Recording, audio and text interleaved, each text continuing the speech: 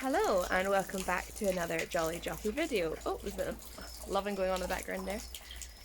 Sorry if you can hear some dripping in the background. Unfortunately, as per usual Great British Summer, it has started raining today. Yay! So this week's video, as I'm sure you can see from the title, is Nelly and I practicing one-strided doubles. We did this yesterday and I'm not gonna lie, I wasn't intending to vlog it because Heather's away on holiday.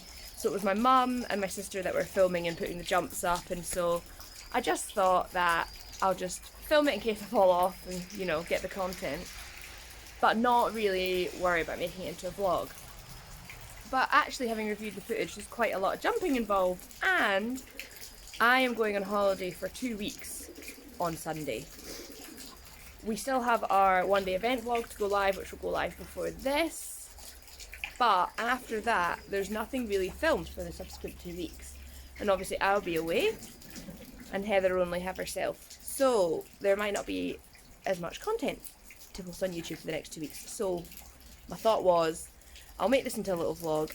It might be a bit boring, it might not be for everybody, but it might be nice just to talk about what we were doing in that exercise and show you some of the footage, because I think she's coming on leaps and bounds this year. I'm really so chuffed with how strong she's looking and how much more balanced she's becoming. So I'll roll the footage, I'll give you a little voiceover to what we were thinking, and hopefully you enjoy this little video. Enjoy!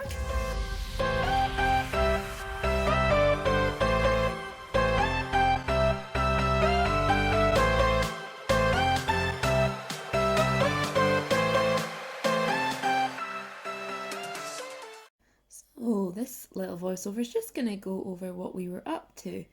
When I start with combinations, I always like to start them as quite welcoming cross poles, just so that I can, one, check the striding for myself, and two, just to make it really encouraging for Nelly, because as you can see, she does get a little bit sticky.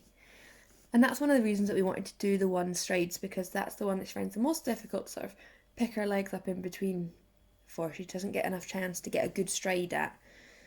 So I started on the right rein, which is the side that she drifts out of. Oh, I left this in because lol.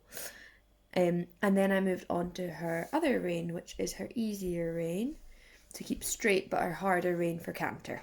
I always try and keep it as even as possible, kind of like a dressage test, just to make sure she's building muscle equally on both sides. She started the session a little bit behind the leg, I would say. So I tried to get a really nice canter. So I spent a lot of the time actually just going from the first set to the second set, just to try and keep a nice rhythm and a nice canter going. On the other side of the arena, we had another set of one-strided doubles, and we started them with the blocks down as a little spread, just to try and encourage her to bascule more. Because what I sometimes find as well, because she's an ex-racehorse, she doesn't always make the most beautiful bascule. She kind of hops over it. And we quite quickly put the second element just up to try and make it higher, just to, again, encourage her to actually jump something. But she tackled it really, really well, actually. She always drifts slightly to that left shoulder. It's something that we're definitely working on. It's just going to take some time. And I got my sister to film it from the bottom for me so I could really see how squint I was going. And then just to keep her brain interested, changed it up and changed her from the first set of doubles to the second set of doubles, just so she wasn't preempting where we were going and then going round the side. And I came straight down and did this one again. And as you can see, we've changed, so there's a cross into a straight. I just like to keep it nice and different for her so she doesn't get bored. Then we came at this one on the other rein, and as you can see, she did get a little sticky, but I like it when she gets sticky and then fixes herself, because then look how well she came and did the next one.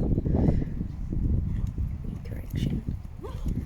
Now, this is when we started to really up the ante.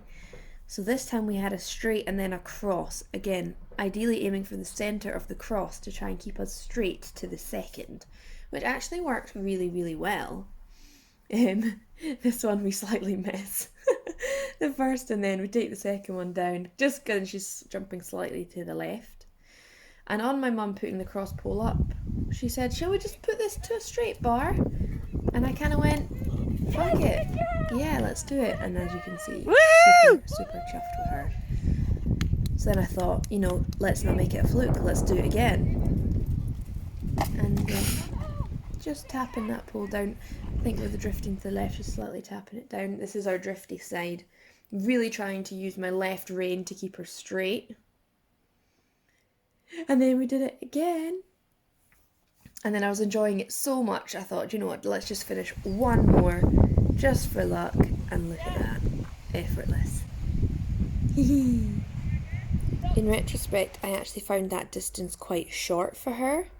You can see it quite clearly in the video, and I actually was starting to feel her. I was feeling her really picking up underneath me when we were jumping it. Had I been there with Heather, she probably would have noticed that and moved the jump out. But because I was with my sister and my mum, who aren't that horsey, we didn't quite notice. So I'm just so excited to see what we can do next time when she can really go for it. But I don't think it's a bad thing for her to have to pick herself up and get out of trouble, because a month ago we had a lesson where she couldn't do that. So yeah, super pleased. And there you go, that's the end of our one-strided double video. What did you think? And I believe a new personal best for me and Nelly. Is it? Is it, honey? Oh, you are so cute. That last jump was 90.95, and I think that's the highest that we've done as well. We've definitely done 90, but I'm not sure we've done the 95, although we couldn't really measure it, so I can't be 100% sure. But what I thought was a good achievement as a personal best is we did it not once, not twice, but 3 times. Which usually I'm very guilty of just doing it and then being like, oh, I've done it, that's it, me done, let's end it on there. Whereas I was quite chuffed that I had decided to do it more than once, because I think that really solidifies it for everybody that, you know, once is nice, but is it a fluke? Twice is, yeah, you can do this in 3 times. I mean, well, absolute pros. If you enjoyed this video, please comment down below. If there's any exercises you think that we should try that should benefit us as a partnership, then hit us up. And give the video a like and subscribe if you are not already subscribed. You can also follow us. Hi, baby. Oh, look, I've got so much love. Yeah. You can also follow us all on social media, which is at TwoJollyJockeys. And until next time, we'll see you later.